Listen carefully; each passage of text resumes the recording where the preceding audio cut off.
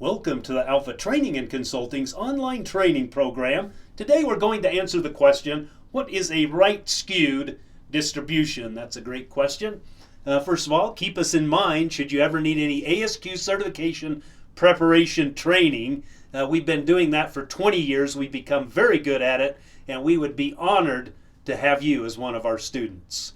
With that being said, let's get back to the question, what is a right skewed distribution? All right, I woke up this morning, felt a little artsy, so this is a skewed distribution. It's not symmetrical, as you can see. It's called a skewed distribution. And of course, like I say, I felt a little artsy, so I drew a whale out of it, and that was for reasons, though. This is the tail of the distribution. That's what they call the tail of the distribution. Now, the distribution obviously doesn't include the whale animation there, but you get the point.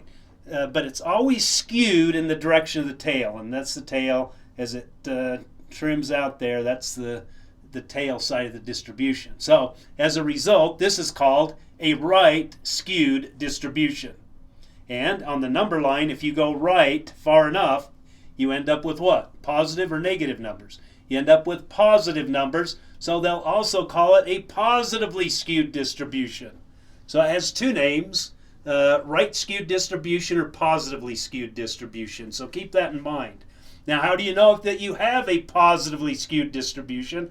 Well, it comes through comparing mean, median, and mode. That's the secret. And this is what a right skewed distribution will look like.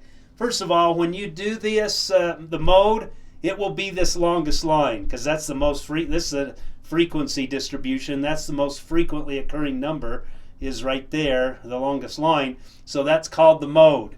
The other two numbers will always go towards the tail. Let me say that again.